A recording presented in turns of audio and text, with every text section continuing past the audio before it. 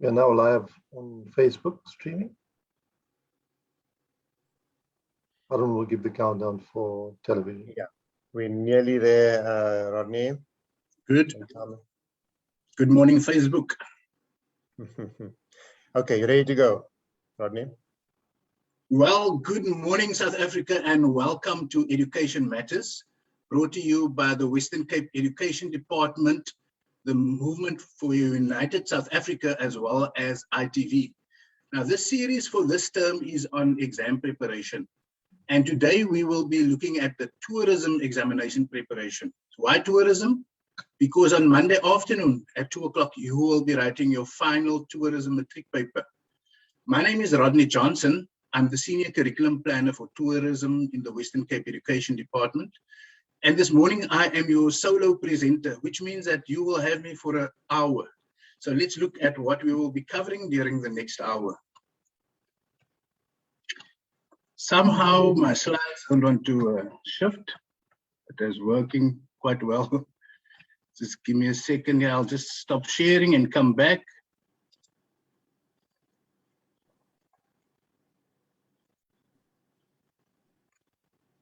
Right, here we go. Right, what we will be covering over the next hour, I will be giving you some quick tips to ensure your success in Monday's tourism examination.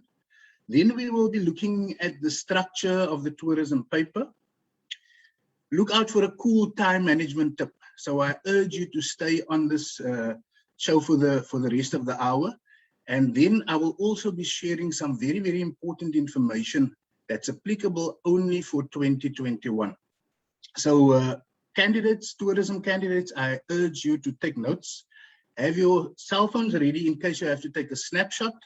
And I also want to mention that right after this presentation is complete, you will be able to get a copy of this PowerPoint on the WCDE portal, as well as a recording of this presentation you will find on the MUSA Facebook page. Right, so first of all, let me just minimize this toolbar here at the top. Okay. First of all, let's have a look at sorry, somehow my slideshow is not moving. Okay, I'm going to just try to minimize this. Okay, let's have a look at how do I pass tourism.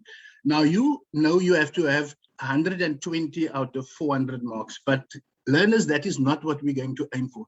120 out of 400 marks is merely a 30% pass mark. You want to aim for a distinction, right?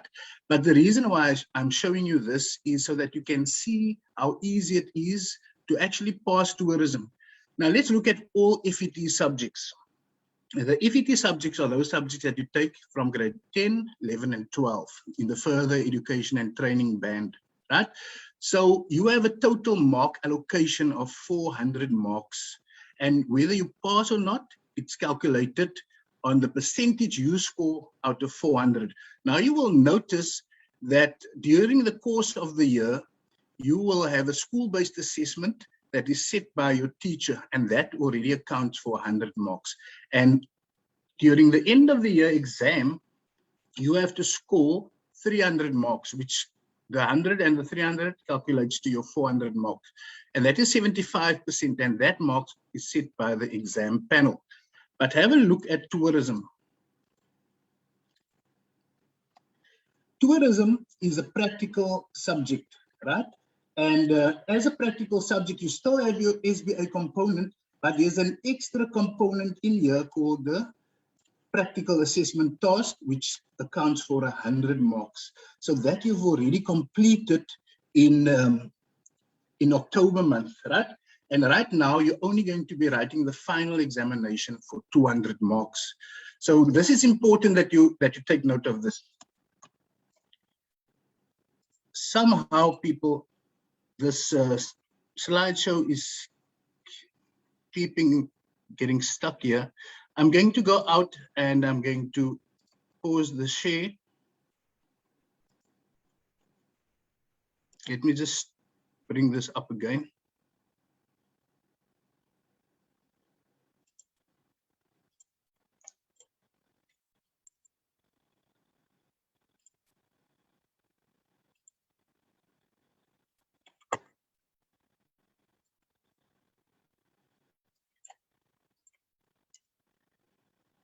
Okay.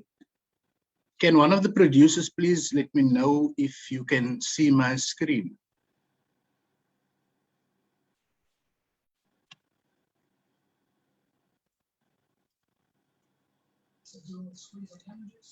We can see your screen, Yes, Rodney. we can. Okay, there's this toolbar at the top. Is it possible if you guys can remove it, or I need to remove it? Okay, right, you can see my screen, right?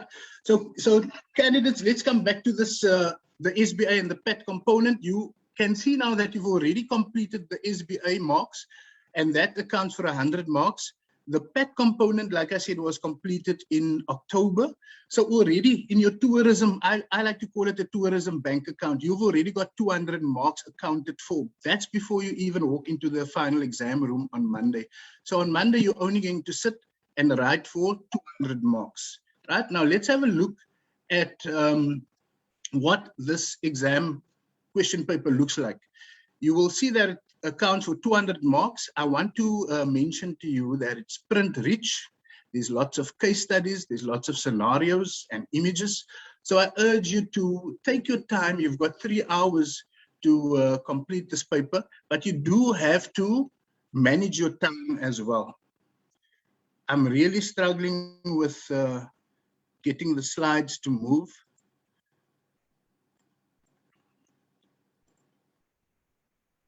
Let me just see. Now this is.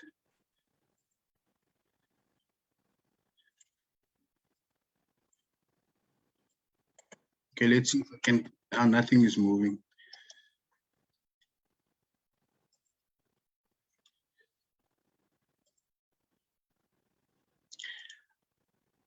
To the producers, let me just go out of here and I'll come back. I think let me go straight out and come back, and hopefully this laptop of mine will be playing along.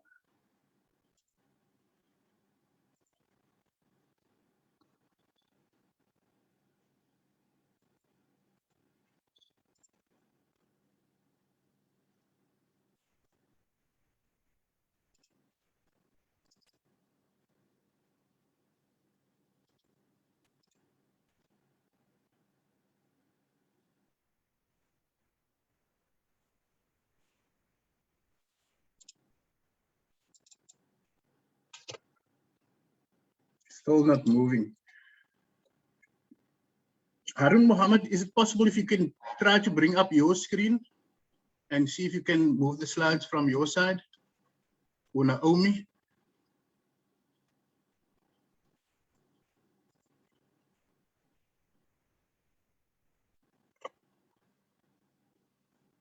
Okay, here we seem to be moving again.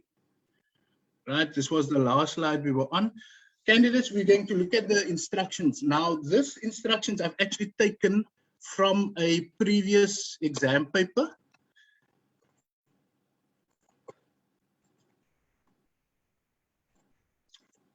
Let's have a look at these instructions. The question paper consists of 5 sections, and you have no choice questions. You have to answer all the 5 questions, right? Please start each question on a new page. Then in question 3, you are allowed to use a calculator. So you are allowed to bring into the exam room a non-programmable calculator, but remember to always round off your answers to 2 decimal places. That is very important. We will go through that in subsequent slides. It's always counting to your advantage to show all your calculations. I've already mentioned the non-programmable calculator, and I urge you also to use the mark allocation at the end of each question to guide you through the length of your answers, right? Then have a look at the topics. These are the 5 sections, and you will see there's section A, B, C, D, and E. And these sections will cover 10 questions. Question 1 covers all the topics, and that accounts for 40 marks.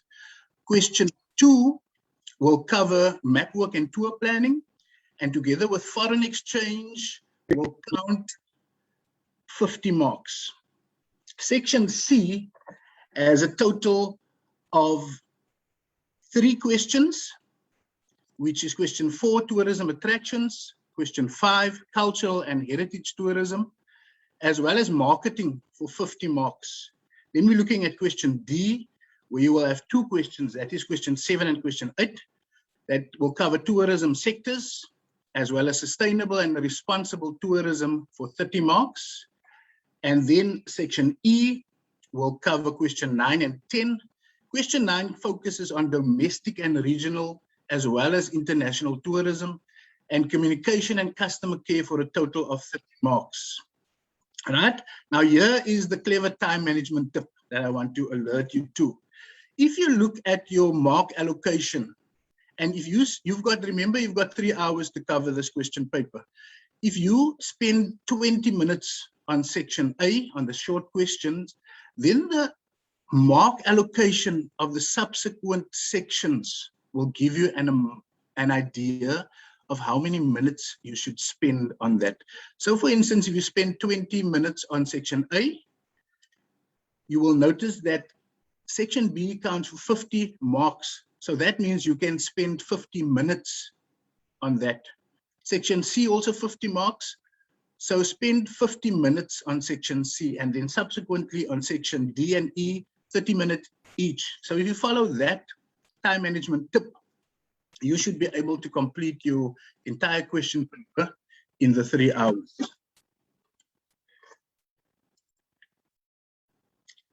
Right, let's have a look at section A. Question 1 for 40 marks. Here, you will be covering your short questions, and this covers all the topics. Candidates, here you will have multiple choice questions, questions where you have to match column A and column B, as well as choosing the correct terminology. Now, I can give you some tips here. Make sure you know your terminology, your logos, and your acronyms. Right, section B, here we will look at question 2, which will cover map work and tour planning, as well as question 3, foreign exchange.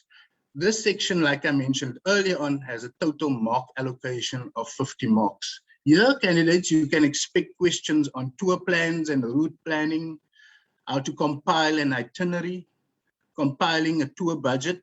Remember, I said here in this section, you're going to be using your calculator for compiling a tour budget. Also, health, safety, and travel documentation. Remember that 2 images there, the passports and the visas. Know the difference between a passport and a visa as well. Health and safety regulations, especially now with the COVID pandemic, how does that impact on tourism, right? And then obviously you will also have time zone calculations. Let's have a look at the time zone map, right? Now, I know a lot of candidates. Can I just request that everybody mute their microphones, please, because we're having some feedback sound. A lot of candidates, as soon as they see this map, they stop panicking. But I'm here to tell you now, keep calm and know the time zone map is included to actually assist you, right? Now, when we look at this time zone map, everything you need to complete your time zone calculations is included on this map, right? I want you to, that number 1 there, let's look right at the top of the map. There you see this time zone bar, right? I call it the time zone ruler. And in fact, this is the exact map that has been used in all the question papers for tourism. So you can expect to see the same map on Monday as well, right? So on this time zone map, you at the top, you will notice all the different time zones now. Right in the center, you will notice the 0 time zone, which we in tourism, we refer to as the universal time coordinate. You see, people in geography, and another name for this universal time coordinate is also known as the Greenwich Meridian. Why Greenwich? Because it runs through a little town just outside of London called Greenwich, right? And that is where they first had these observatories where they started plotting maps and working with lines of longitude and latitude. And hence, all time zones in the rest of the world is calculated relative to the Greenwich Meridian. Or as I mentioned, in tourism, we like to call that Greenwich Meridian, the universal time coordinate. Okay, so that is indicated here on the map. Know where that is located. The other important thing that you need to know is the equator. And basically, we need to know the equator creates the two hemispheres, the northern hemisphere and the southern hemisphere. Then also another important meridian here is this international dateline. Now I want to ask you, if you look at this map right now, you see two international datelines, right? But in fact, this is the same line. Remember, we are told the Earth is round. So if we put this map on a flat surface, you actually see the same line. This is the cutting line here. If you cut it through here, that line on this side is exactly the same line on this side here. And that's known as the international dateline. So for tourism, you need to know if you cross this line, you either gain a day or you lose a day. So let's have a look. Let's continue. And hopefully my slideshow will move on, right? I just need to make sure here there's this little toolbar that is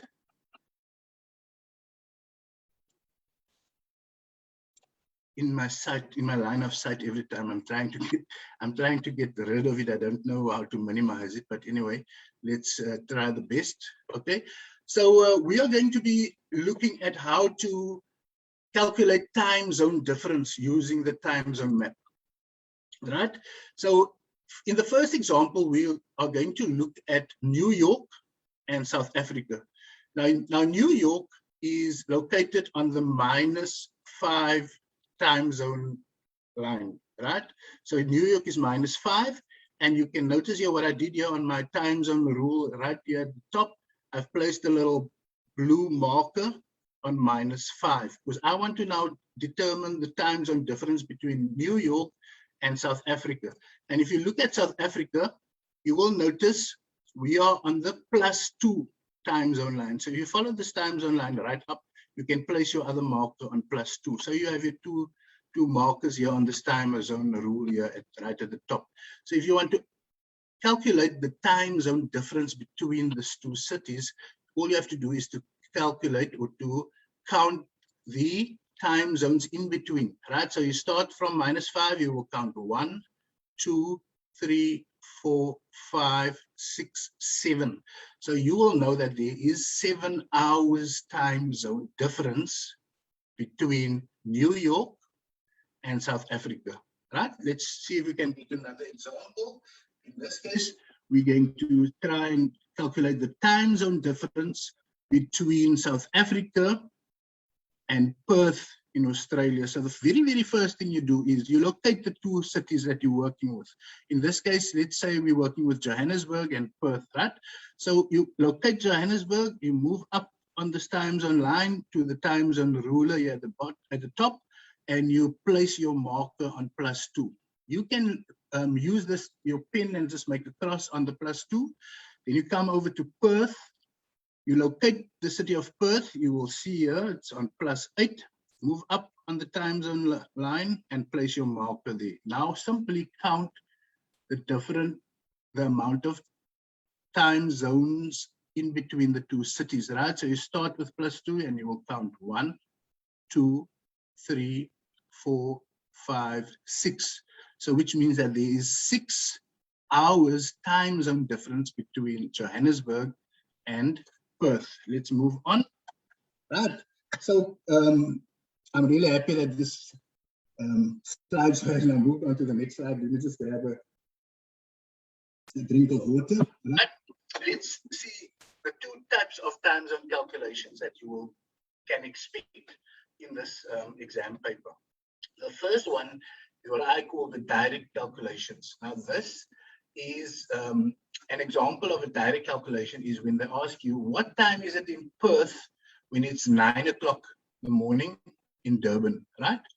So if you send a WhatsApp to your friend in Perth right now at 9 o'clock or 9:20, what time is it in Perth when he reads that WhatsApp? Because a WhatsApp is instant, right? So it's a direct calculation. What time is it in Perth when it's 9 o'clock in Durban? The second type of calculation that you can expect to see is the type of time zone calculation where there's another variable included, and that variable is flying time. An example of a time zone calculation using flying time would be the following. A businessman lands in Cape Town after a 15-hour flight from London. It is 1 o'clock on Monday in Cape Town when he arrives. What time and date did his flight leave Heathrow International Airport in London? So those are the type of calculations you can expect. Now, YouTube can be your friend. And I want you to, after this presentation, if you're still struggling with time zone calculations, I've got some time zone calculations, examples, and videos on YouTube. And some of my colleagues have also uploaded, some of my colleagues from the other provinces. So there's numerous time zone calculations and explanations there. So all you have to do is go to YouTube after this presentation, sometime during this weekend, type into the search bar time zone calculations, and you should be able to get enough examples so that you can confidently go into the exam room on Monday. But let's have a look at doing a direct calculation. Let me just, right? Direct time calculation, let's use this example. What time is it in Perth when it's 9 o'clock in Durban? I think that was the one that we refer to in the example right now.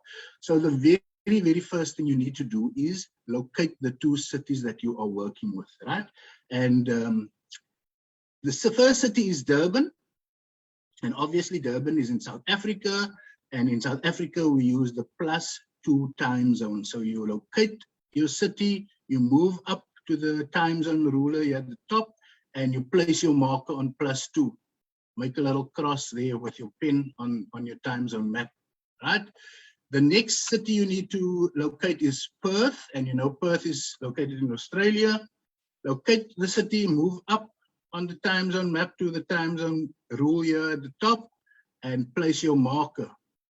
Now you need to calculate the time zone difference between those two cities, right? So you simply count from +2 to +8. So it's 1, 2, 3, 4, 5, 6.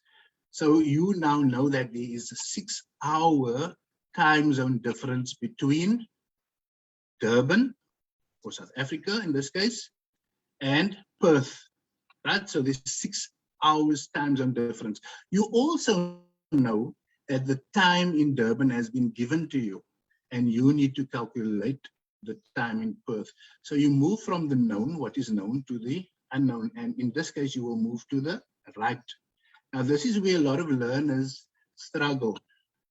Once again, if you look at this time zone ruler here at the top, and go to the Greenwich Meridian or the Universal Time Coordinate, you will see if you move to the right, you have to add hours. As you move to the right, you add more hours, +1, +2, +3, right? So the rule of thumb is if you move to the right on the map, you have to add hours.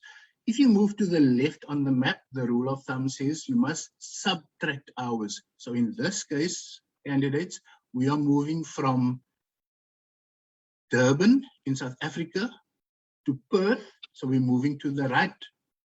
So we have to, the rule says we have to add hours. So how many hours do we have to add?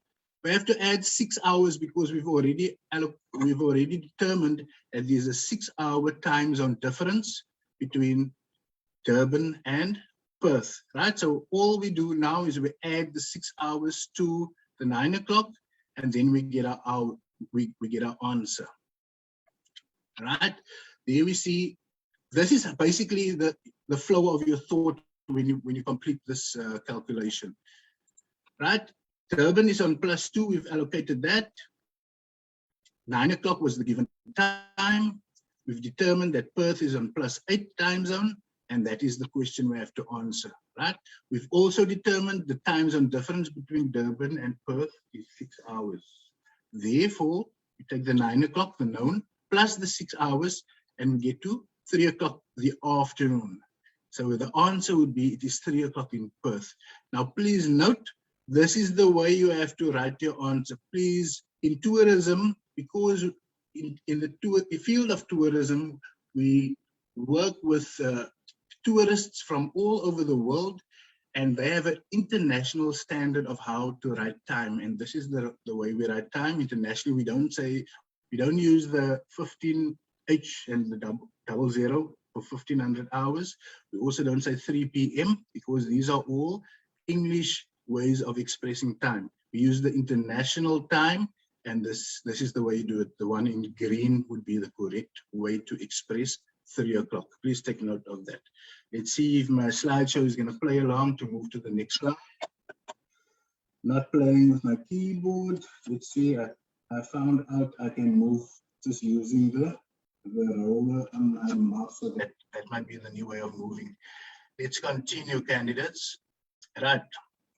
Daylight savings time is another thing that that candidates might be presented with in the question paper. Like we always say, we don't know what the question paper holds, but make sure you know what daylight savings time is all about.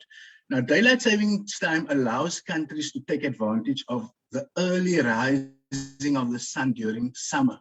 Now, sometimes you can see on this cartoon here, this little cartoon character is trying to move the clock 1 hour ahead to 2 o'clock. And you can see that the time on that clock should be 1 o'clock, but he moves to 2 o'clock. Now, this is what countries do when they apply daylight savings time. The country as decide to turn the clock 1 hour ahead at a predetermined date. Now, later during that year, normally during winter, they return to the correct time.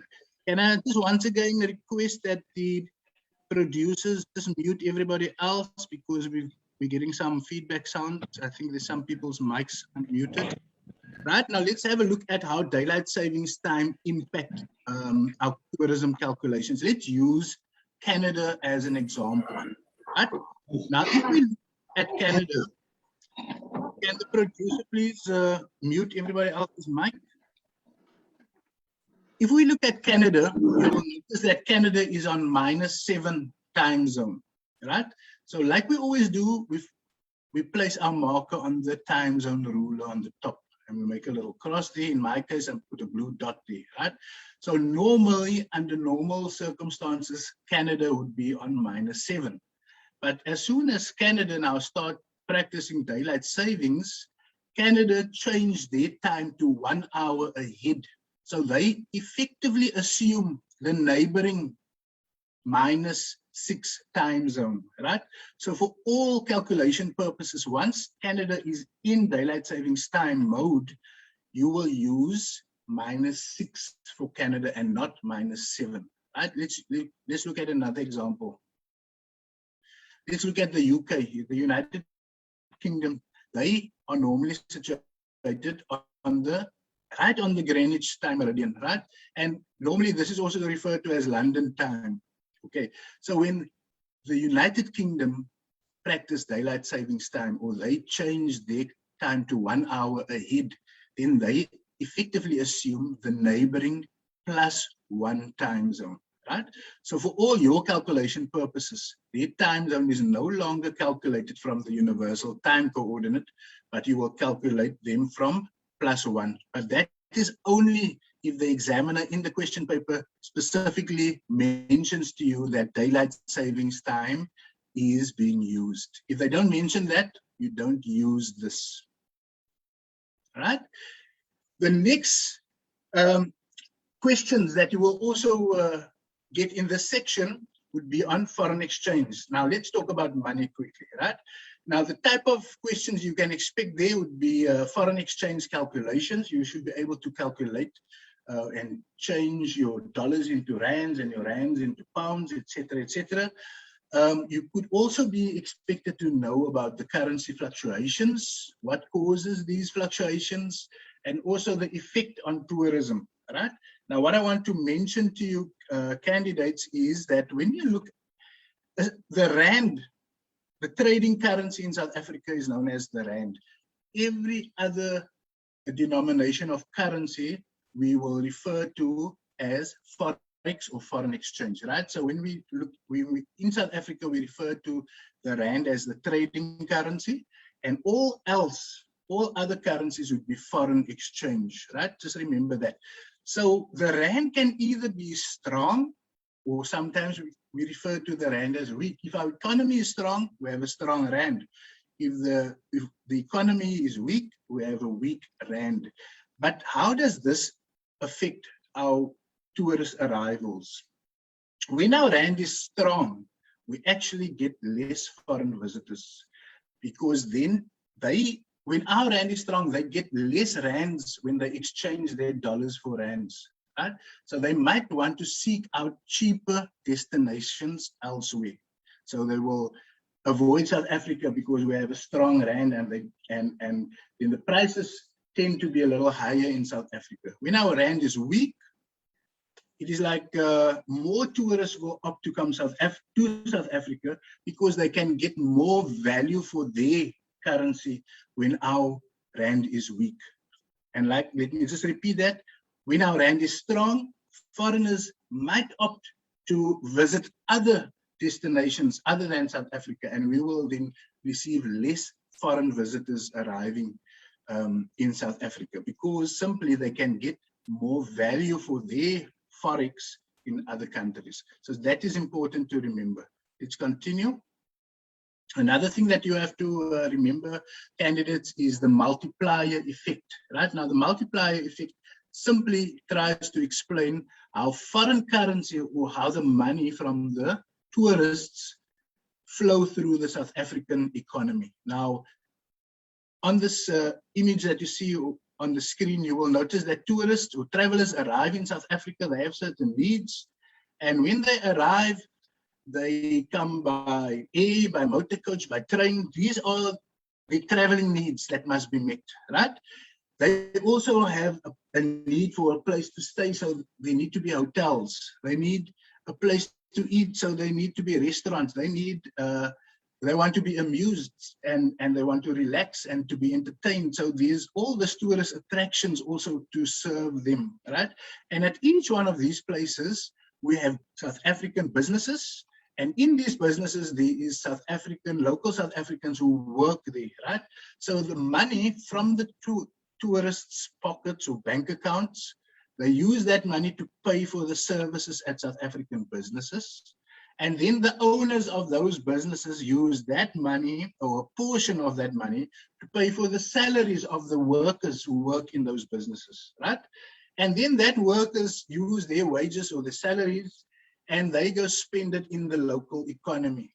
So if you are a chef working at a restaurant, you're going to earn a salary and you are going to use that maybe to buy some groceries at your local grocery store, or you're going to use it to pay the school fees of a child or a brother or a sister, right? And that is how the money actually flows from the pockets of the tourists into the local economy. And this is known as the multiplier effect. So expect to be questioned on the multiplier effect as well.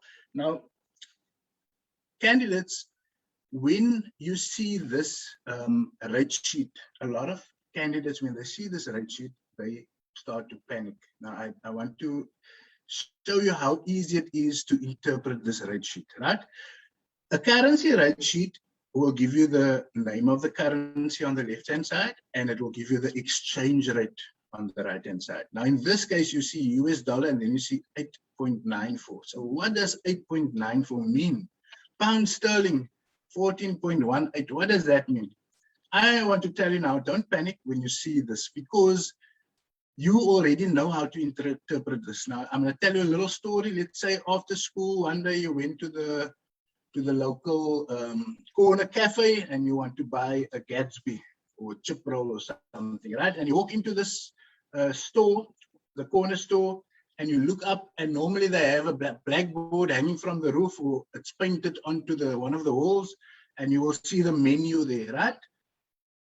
And then you will see the products and the price. So for a pie, it will be R8.94. Immediately when you look at it in this setting, you will know exactly what the 8.94 means. It means that one pie costs R8.94. One chip roll in this case will cost R14.18.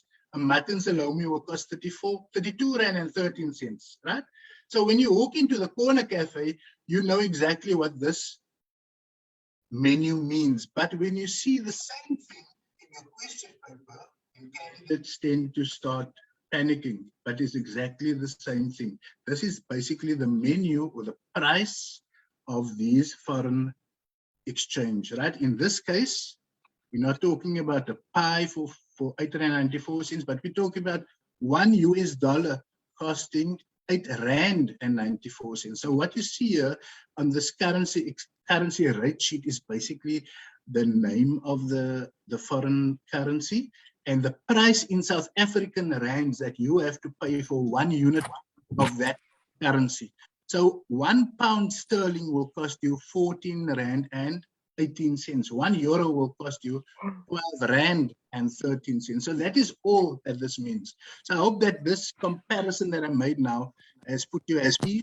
So next time when you see this, that you will be good.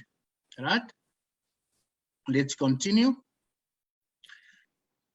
You will also sometimes see something called a bank selling rate and a bank buying rate. Now, what is the difference between the bank buying rate and the bank selling rate, right? Basically, when you walk into the bank, let's say you are going to visit Canada, right? So a week or a few days before your flight leaves for Canada, you are going into the bank, your local bank, and you're going to exchange some rands for Canadian dollars. In this case, you're going to walk into the bank with South African rand because you are going to buy Canadian dollars. But notice something. The bank, when you buy the Canadian dollars, the bank is actually selling you the Canadian dollars. So the price that they are going to quote you, they're going to look at their selling price. So they're going to look at the bank selling rate, right? And in this case, they are going to use the rate of 11 Rand and 22 cents for 1 Canadian dollar. So that would be the bank selling rate in this case, because the bank is selling you the Canadian dollars. Although you are buying the dollars, the bank is selling it. So we're always looking from the bank's perspective. So let's say you go to Canada and you come back and you have a few Canadian dollars left, which is useless in South Africa. So you walk back into your bank and you're going to sell that dollars now back to the bank. So you are going to sell the dollars, but remember, the bank is now going to buy the dollars from you. So we're always looking from the bank's perspective. And when the bank buys the dollar, the rate at which they're going to pay you now is they are going to look at the bank buying rate, which in this case is 11 Rand and 19 cents. They're going to give you for every 1 Canadian dollar. Also notice that the bank buying rate is always less than the bank selling rate. That amounts or allows for the bank to make a little bit of profit on trading these currencies. Let's continue. Right. Another difficult decision for learners of sometimes is they never know, or sometimes they forget when do they multiply or when do they divide by the exchange rate, right? So we've already shown you now how to determine whether it's the bank buying rate or whether it's the bank selling rate. But always remember these two rules. When you're exchanging Forex for South African rand, in other words, when you came back from Canada, you had some Canadian dollars, which is the Forex. You walk into the bank and you're going to exchange the Canadian dollars for South African rand. In that case, you always have to multiply with the exchange rate, right? But when you went to Canada, you walked into the bank with South African rand and you exchanged that for Canadian dollars. In other words, you walked in with South African rand, but you exchange it for Forex. And in that case, you will divide by the exchange rate, right? So always remember that too. Right, candidates, that takes care of section B. Now let's look at what is expected in section C. There you will have 3 questions. You will see question 4 on tourism attractions, question 5 on culture and heritage tourism, and question 6 on marketing. And the total mark allocation here is 50 marks. And remember my time management tip. So for section C, you shouldn't spend more than 50 minutes, right? So let's have a look at tourism attractions. Right, candidates can expect questions on international world icons and attractions. Right, now what is an icon and what is an attraction? It says here an icon in the tourism context is an attraction. So all icons is attractions, but it has some special feature to it. It is instantly recognizable. It has some symbolic value, and it is closely associated with a particular destination. I'm going to show you an example in a minute now. Right? Make sure you know the location of the icons, the attractions, or the World Heritage Sites on a map. You should be able to locate that on a map. You must also know the reasons why it's an icon or an attraction, and some unique characteristics. Now let's have a look at the next slide quickly. Here I'm trying to illustrate you the difference between an attraction and an icon. Right now on these two images here, you will see this. On the left, you see an image of a mountain, which obviously is an attraction. On the right, you see an image of a mountain, which also is an attraction because tourists can go hiking in mountains. They can do various mountain sports, skydiving, or they can just want to be leisure tourists and enjoy nature. And they can do that in both locations here. But there's a difference. The image on the right is instantly recognizable as Table Mountain. So which elevates this image or this mountain into a type of an icon. And this is the difference between the icon and a normal attraction. An icon is instantly recognizable, and it is closely associated with a particular destination. And in this case, we know Table Mountain, Cape Town, right? Another example, for instance, the Statue of Liberty, instantly recognizable. The Leaning Tower of Pisa, instantly recognizable. So those, when an attraction is instantly recognizable, that is an icon, right? Let's continue, right? Now, very, very important. Remember earlier on I mentioned to you that there is 13 icons and attractions that you must study for 2021, right? The first of the 13 in Italy, we have the Leaning Tower of Pisa. Another one, the second one in Italy is the Colosseum in Rome. Then we move over to Australia, we have Ayers Rock. We also have the Sydney Opera House in Australia. We move down to Italy. Venice would be one of the 13 icons and attractions for 2021, as well as the Vatican City. Right, let's continue to the next slide. I just have to be very sensitive with this, roll the mouse on. Right, the second slide here, the second half of the 13 attractions for 2021. In Brazil, we have the statue of Christ the Redeemer, also known as Corcovado, and that's located in Rio de Janeiro. Then when we move over to Egypt, we have the Great Pyramids of Giza. We have the Sphinx. Then in Berlin, we have the Berlin Wall, that's located in Germany. We also have in China, the Great Wall of China. Another one in Germany at the bottom right, we see the Black Forest in Germany. And in Canada, we have the Niagara Falls. And those are the 13 icons for 2021. I'm going to try to move on to the next slide here. Question 5 will be on culture and heritage tourism. And you should be able to give a brief description of all the 10 heritage sites in South Africa, their location on a map, and how they meet the UNESCO criteria to qualify as a World Heritage Site. Right now, we get 3 different types of World Heritage Sites. We get the cultural World Heritage Site, we get the natural World Heritage Sites, as well as mixed World Heritage Sites. Let's have a look at the 10 World Heritage Sites in South Africa. Right? First, we have Robben Island in the Western Cape. Another one in the Western Cape, Cape Floral Kingdom as well.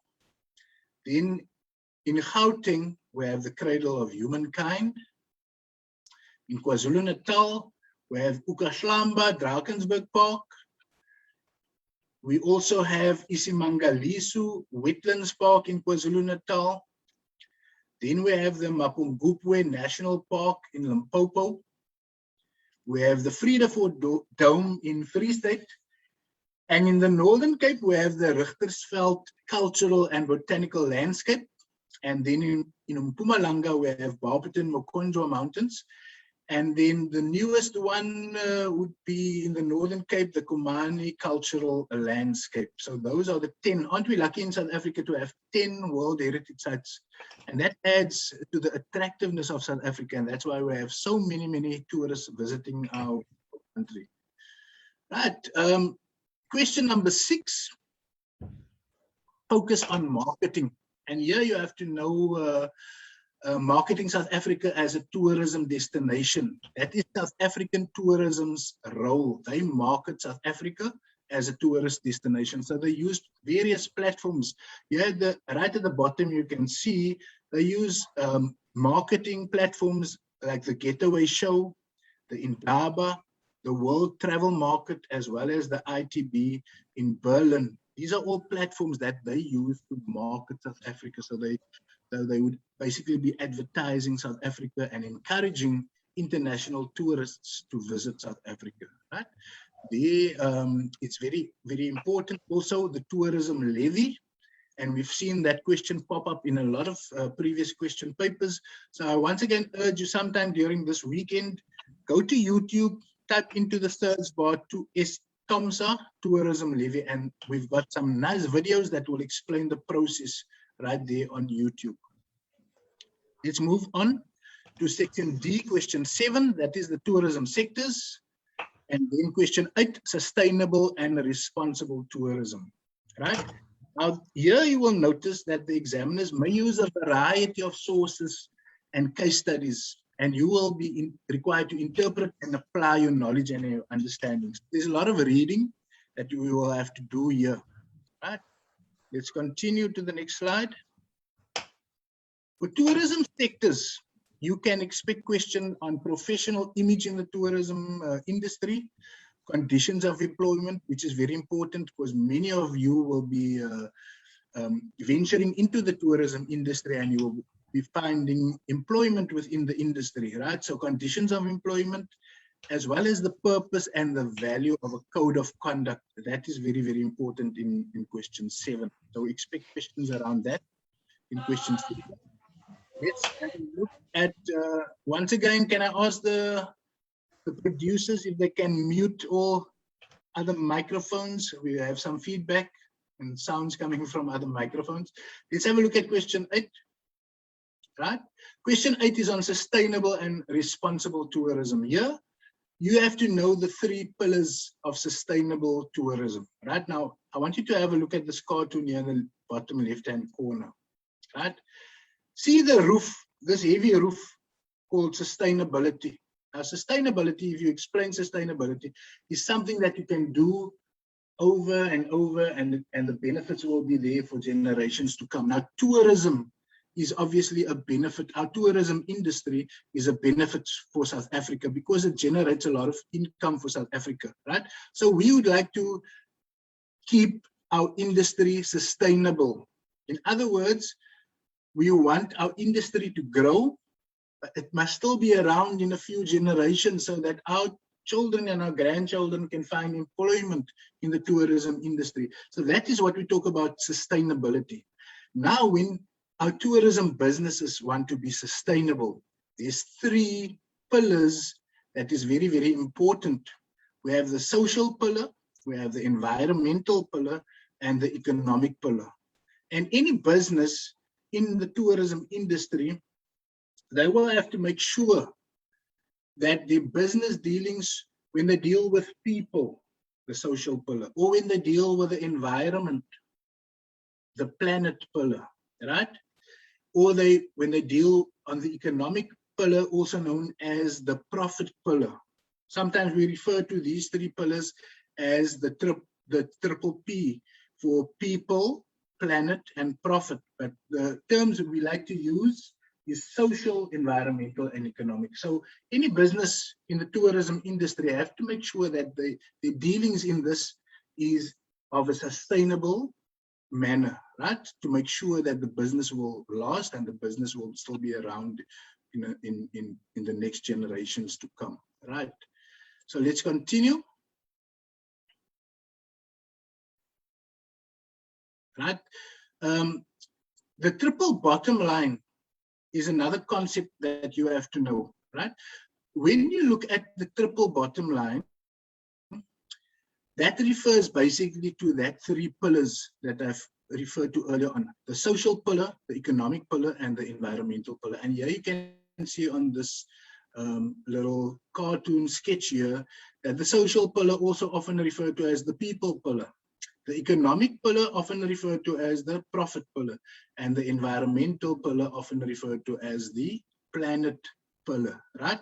So sustainable and responsible tourism businesses must focus on the health of all three bottom lines. Previously, a business would only look at one bottom line, and that is the profit bottom line. How much profit are we making in our business? That is the single bottom line approach. But in a sustainable thinking, we're not interested in a single bottom line approach. We are interested in a triple bottom line approach. Not just how much profit are we making, but what are we doing for the people? What are we doing for the local people, right? What are we doing for the environment? So any sustainable and responsible business must focus on the health of all three bottom lines. And hence we talk about the triple bottom line. Let's continue.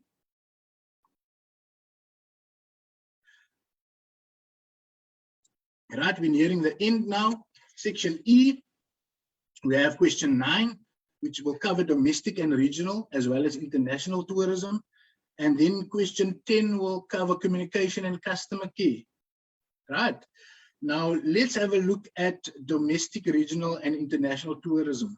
Right. Basically, domestic tourism refers to tourism inside the borders of South Africa, and the people doing this traveling is South African. So it is domestic tourism is when South Africans travel inside the borders of South Africa, right? Regional tourism then refers to tourism to South Africa by visitors from our neighboring countries, the SADC countries, okay? And international tourism, obviously, tourism to South Africa from international markets.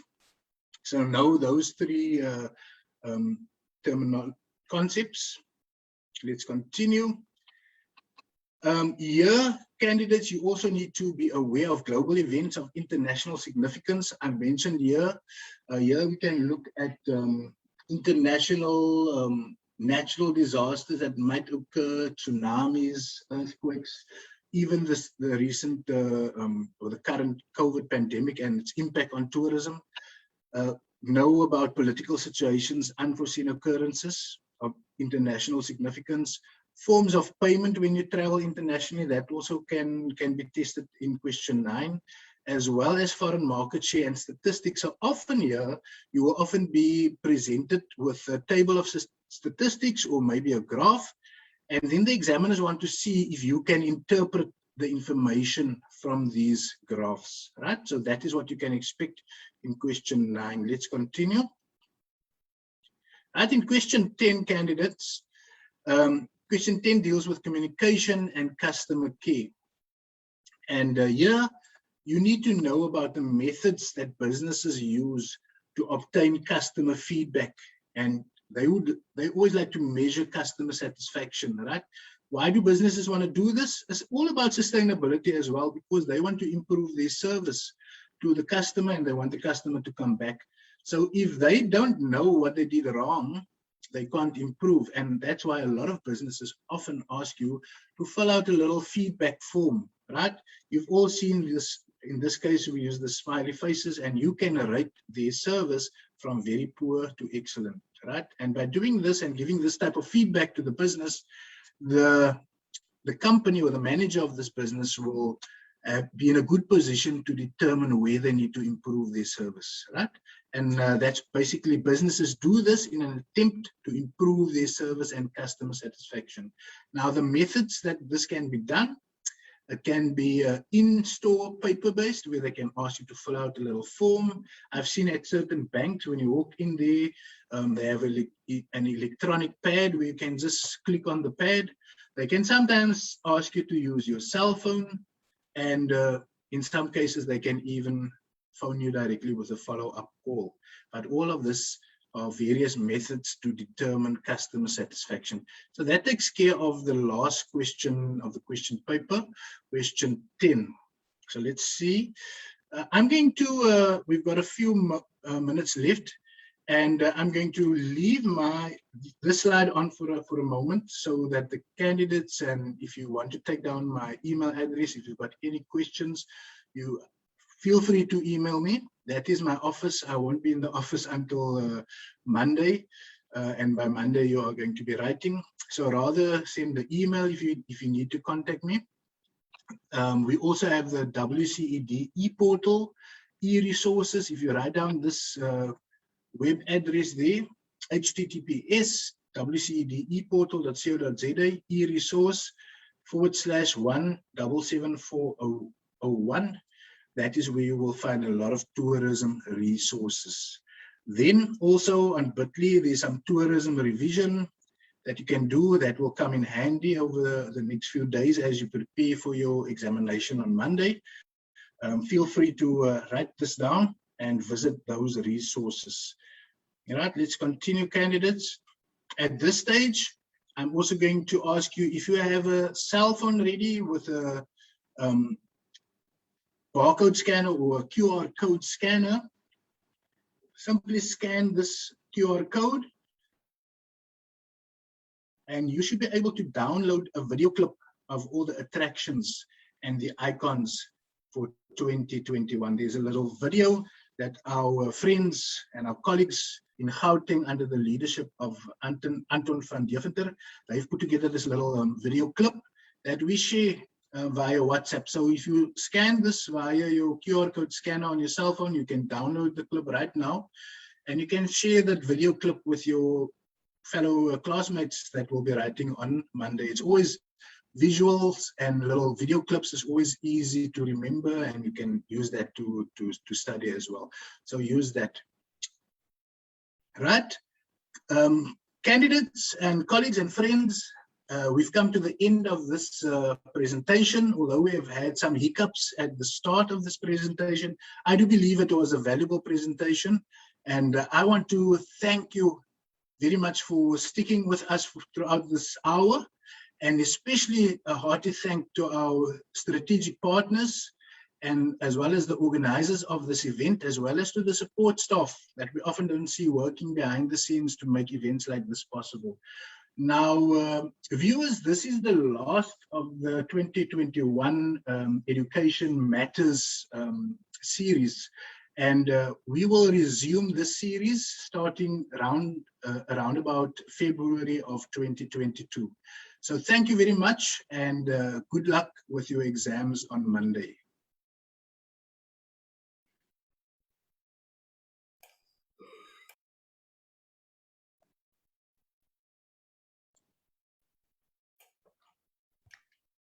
Thank you very much, sir. Thank you.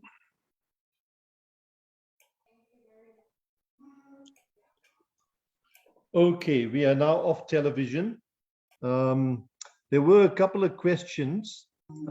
Someone asked for slide 1 to be visible. I don't know if that person is still on our chat here. Lani. The person said they might have a question on it. So, Mr. Johnson, if you could just put up your slide again. Yes, I will share again. I had somehow the slide didn't want to scroll. Yeah, Microsoft does have that problem. So what's often a good thing to do is to, before you have a presentation, to always reboot your computer. But you handled it very well. Despite the technical hitches, you managed to really manage it like a natural. You need to keep cool when you're on national television. Anyway, Yeah. So you want to slide 1? Yeah, there's Tulani posed that in the chat. Tulani, would you like to come up with your question? I'm just going to go through to slide 1. Sorry for all the scrolling now. Tulani, are you there? Okay, so that was slide 1. I doubt if it was this slide. That would be the next one. For the people still on the Zoom, Feel free. Yeah, there are lots of people still on and on Facebook. Rodney, I But think I Tulani, don't see Tulani. I The think slide Tulani is showing marks. requesting the It's slides Oh, in no, there you indicating go. the slide showing marks. Tulani is on. Tulani, you are unmuted. You can please go ahead and ask your question if you have any. Rodney, I think it's the slide with the marks, your next slide. Okay, with the marks. Okay. That one, yeah. Yes. Tulani, please unmute and ask the question. Otherwise, type it in the chat panel and we'll try and address it.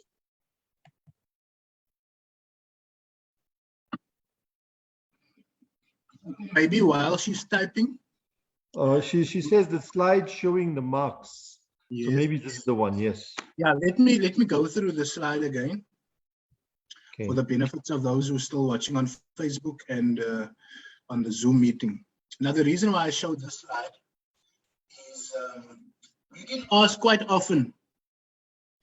Tourism's question paper is out of 200 marks, where all the other question papers is out of 300 marks.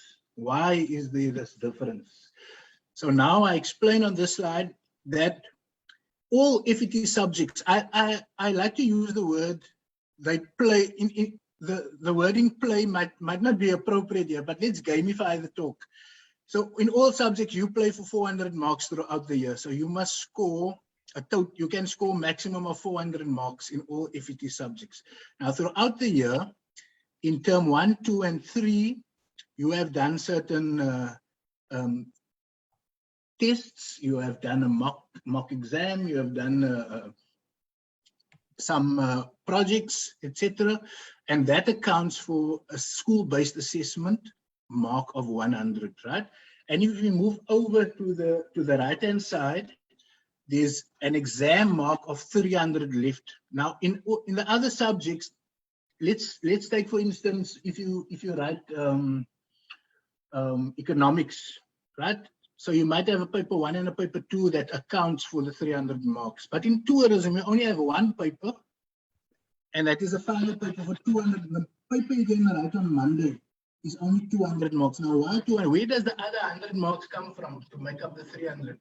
You've already written that in October when you did your PET, because the PET is part of the exam component. So it doesn't make tourism any lesser subject because you're writing a smaller exam. You've already done the PET. You can score maximum of 400 marks in different subjects. Now, throughout the year, in term 1, 2, and 3, I'm getting some feedback. I'm hearing myself. Yes. But I think that has answered the question. So to the viewer who asked that question, if you notice now, I want you to feel confident. If you have worked throughout the year consistently, you could have scored the maximum of 100 marks for SBA, depending obviously on your marks that you got for those tests, but there was a maximum of 100 for SBA and a maximum of 100 for the PET. So in your tourism bank account, when you walk into that exam room, you've already accounted for 200 marks.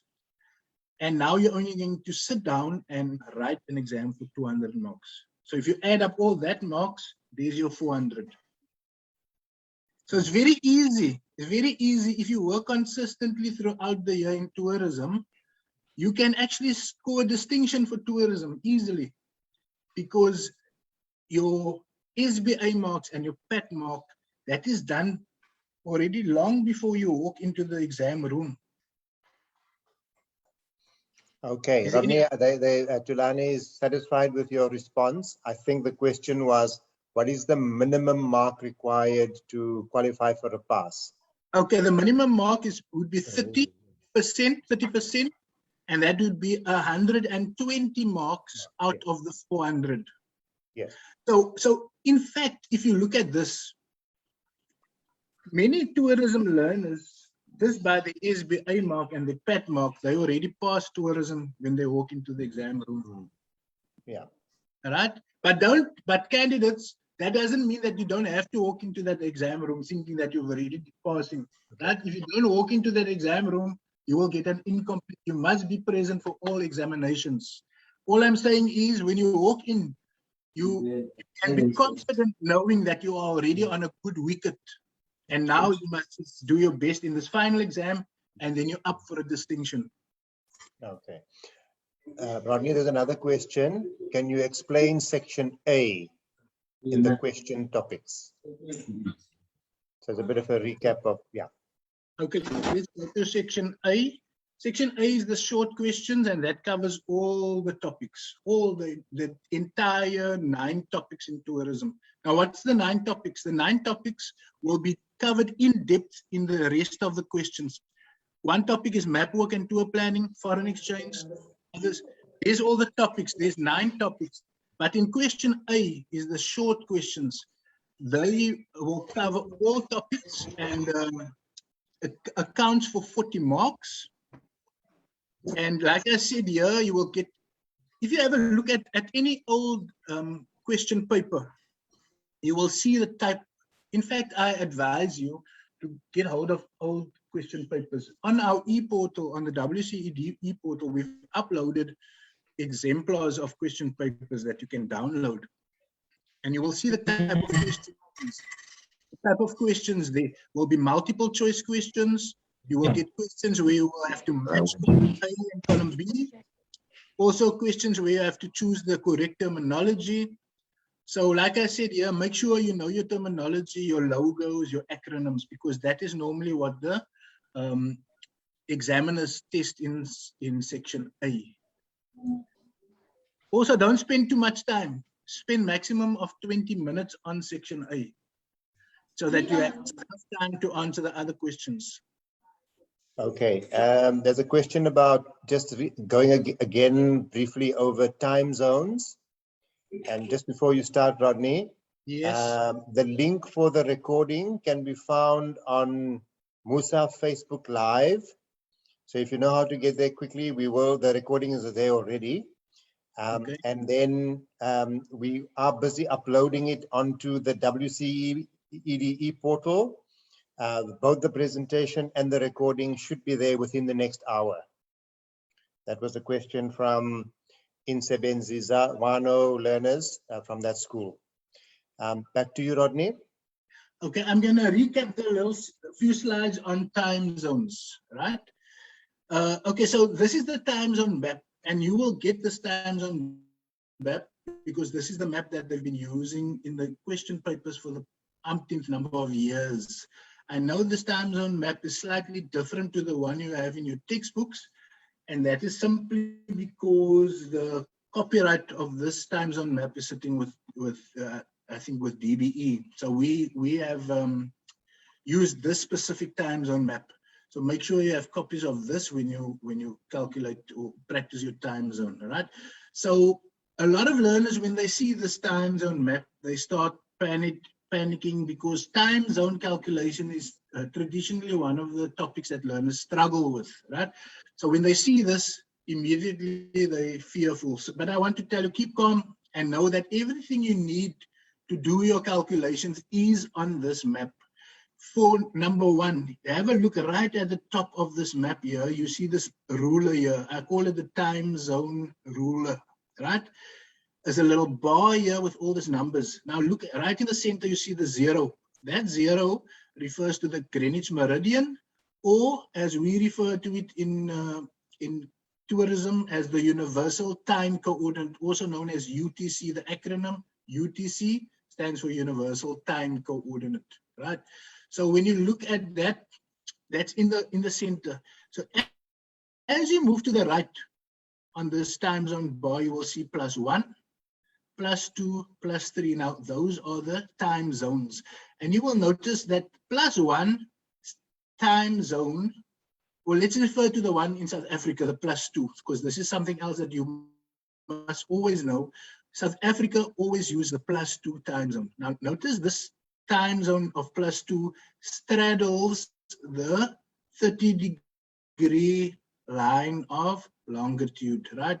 So the 30-degree line of longitude, on either side of that, you will find the +2 time zone. So right, if you go right down this line to the bottom of the map, all cities and countries that falls within this time zone on their watches, etc. Right?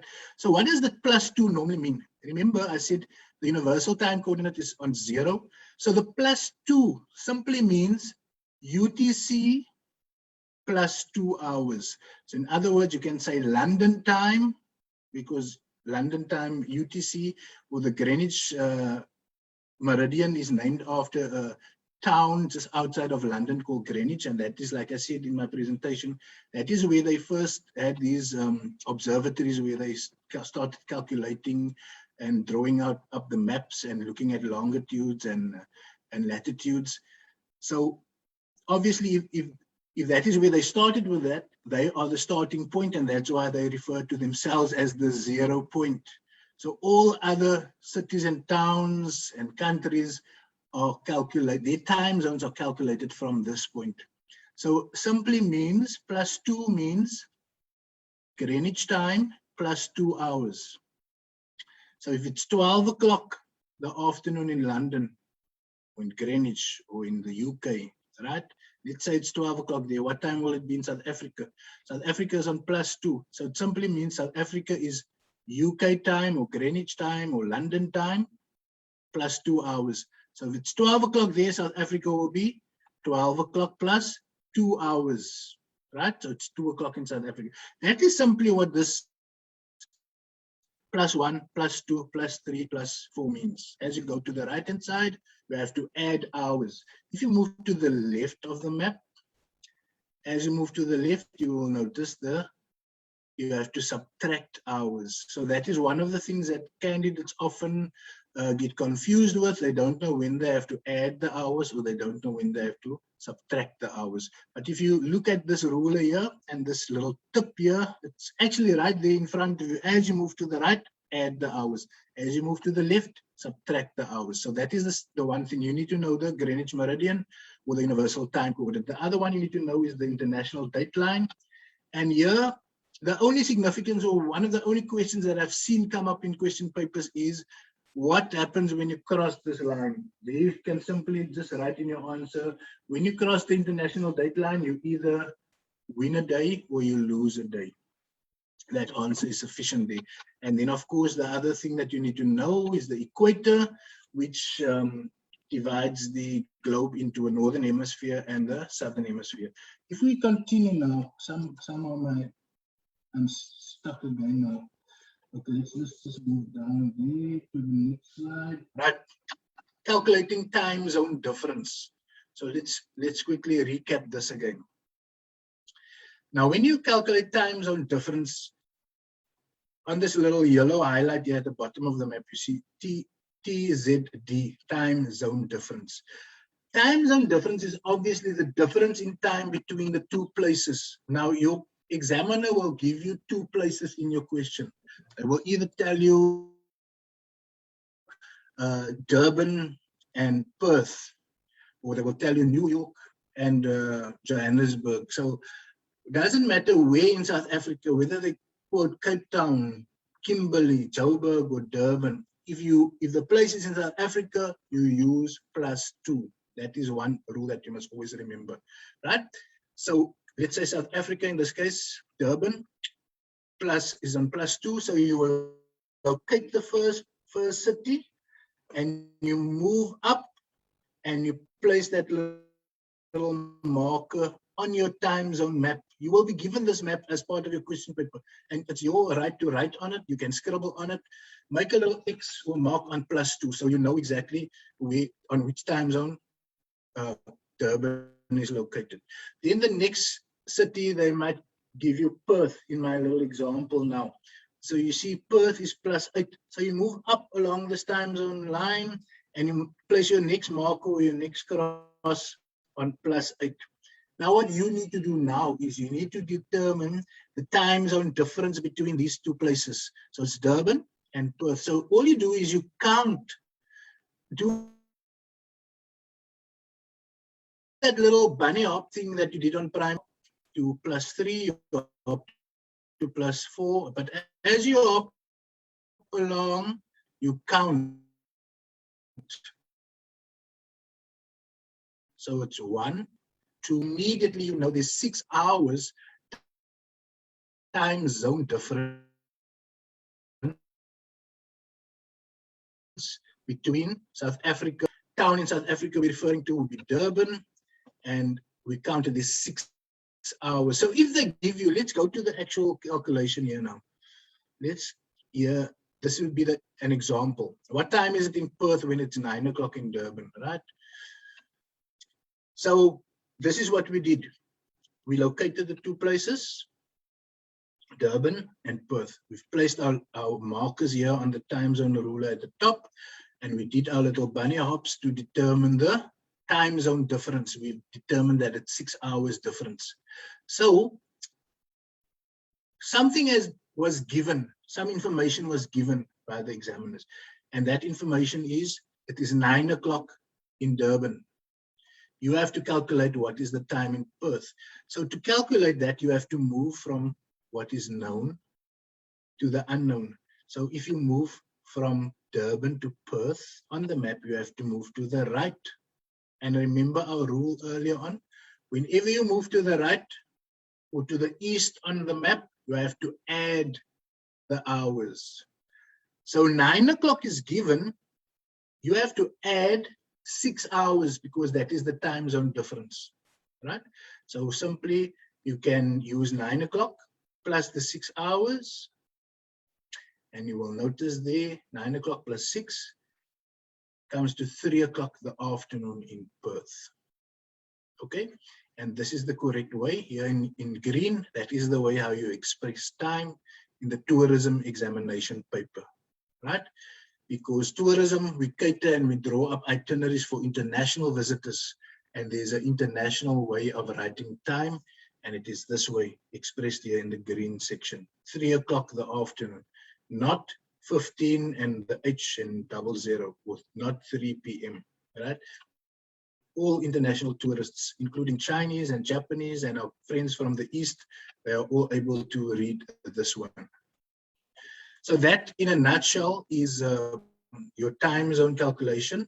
There is another time zone calculation that you might expect would be where they include flying time. But for that, like I've said in my presentation, if you go to YouTube, in the search bar, you just type in time zone calculations, and on the search results, you will find many of my own videos that's on YouTube, as well as videos uploaded by teachers and some of my colleagues from the other provinces.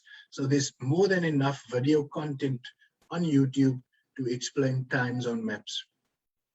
Not time zone maps, to explain time zones. Thank you. Thanks, Rodney. I don't see any other questions coming in, so maybe it's time for us now to pause and conclude. But just to say thanks very much for staying calm. You were brilliant, good marketer for tourism. Thanks, Mr. Mohammed. Some good marketing techniques there. Okay. Yeah. Okay, Rodney. So thanks so much, and good luck to all the candidates who are writing. Everything of the best also for the full exam, and we will, as you mentioned, meet again in February of next year. Yeah, we will circulate through our advertorials the program for next year. Yes, maybe while you're on the Zoom, I don't know. Maybe I want to just touch on that the lagging of the slides that I experienced. Yes. You know, when we did the trial run earlier on, I noticed we were only about 4 or 5 people max on in the Zoom room. Okay. But when we went over to the actual presentation, the load on that room and the bandwidth was a bit higher. So I'm just wondering, because I have closed down all my other apps that was open on my laptop. So that could be a reason why the laptop was lagging. So maybe we must look into that. Maybe. Yeah, it's the first time we've had this experience. So we'll try and find out. But maybe. Maybe that's the reason. We'll check with some of the technical people what could have caused that problem. Okay, but I think in general, I think we handled it. All of us, we handled it. Yeah, no, you guys were superb. I thought it was good that you just stayed calm. And then we did get a bit of a backup system going, but you managed to continue. So we didn't want to interfere with that. Okay, good. The other thing was Okay, now, but we can chat again. Maybe we must have, before we go on to the February series Yes. next year, we must just have some sort of a, maybe a little training will do good, because I was struggling to get the stars bar. I was whole time throughout my entire presentation, the stars bar was a floating taskbar that didn't want to go away, so I had to constantly move it around, and it was a bit. But nevertheless, I think that we did Rodney? well.